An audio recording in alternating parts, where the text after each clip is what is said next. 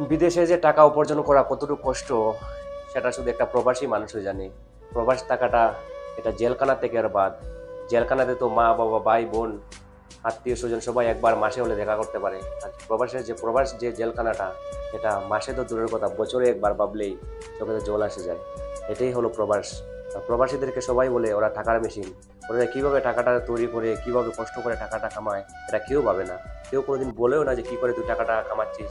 শুধু এটাই ভাবে যে মাসে কত পালি বা মাসে কত টাকা কামালি, এটাই সবাই ভাবে। তো কখনোই ভাবে না যে এই প্রবাসের মানুষটা কতটুকু কষ্ট করে টাকাটা কামাচ্ছে বা কতটুকু মেহনত করছে। এটা কেউ জানে না বা কেউ বুঝতেও চায় না। শুধু এটাই জানে যে একটা প্রবাসী, তার কাছে টাকার মেশিন। আমি এটা নিয়ে কোনো আফসোস করি না যে আমি টাকার মেশিন, আমি সবাইকে টাকা দিতে হবে বা টাকা আমার কাছে রাখার কোনো আমি চেষ্টাই করি না। বাট আমি এটাই ভাবি যে প্রবাসীদেরকে কোনোদিন কষ্ট দিও না। তারা অনেক কষ্ট যন্ত্রণা সহ্য করে প্রবাসে থাকে। এটাই প্রবাসীদের জীবন।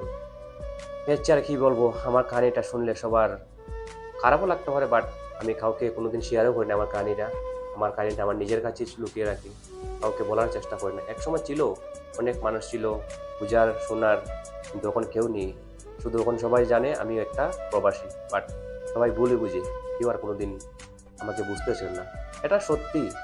এই যে দুনিয়াতে কখনো সত্যি কথা বললে কেউ বিশ্বাস করে না, শুধু মিথ্যা কথা বললে সবাই বিশ্বাস করে। এটাই যে জীবন। তো প্রবাসীদের কোনোদিন কষ্ট দিই না, সবাইকে বলছি। প্রবাসীরা অনেক কষ্ট যন্ত্রণা সহ্য করে প্রবাসে থাকে। তাদের সারাদিন কাজ করে রুমে এসে রান্না করা ছেলেটাই বুঝে এই প্রবাসের কতটুক জ্বালা কতটুক যন্ত্রণা।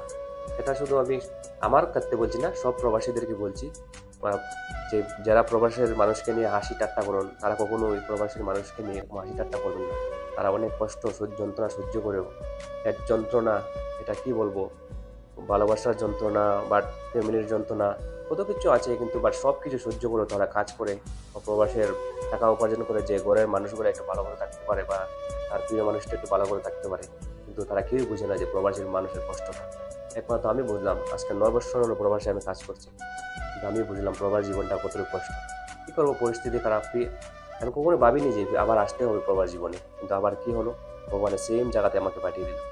এতটুকু কষ্ট এতটুকু যন্ত্রণা সহ্য করার পরেও যে এখানে আমি আছি, এটাই ভগবানকে আমি দেবো, ধন্যবাদ দেবো। যে আমি কখনো ভাবিনি যে এতটুকু সুখ বা দুঃখ, সুখ মানুষের সবসময় থাকে না, বাট দুঃখও আসতে হয়। কিন্তু আমার কপালে যে এতটুকু দুঃখ আসবে আমি কখনো ভাবতেই পারি না।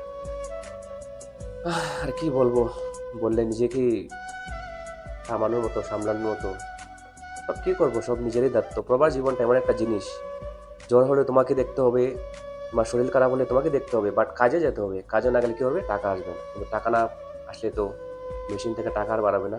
এটাই হলো প্রবাস মানুষের কষ্ট, যন্ত্রণা। কতটুক সহ্য করো তারপরে প্রবাস জীবনে থাকতে হয়।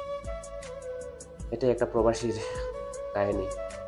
আমি সবার কাছে শেয়ার করতে চাই না, বাট এখন আর পারছি না। অনেক কষ্ট অনেক যন্ত্রণা সহ্য করো, এই সেম কষ্ট দুঃখ নিয়ে আবার বাঁচতে হয়। এটাই হলো প্রবাস জীবনের কাহিনী। কি বলবো, প্রবাস।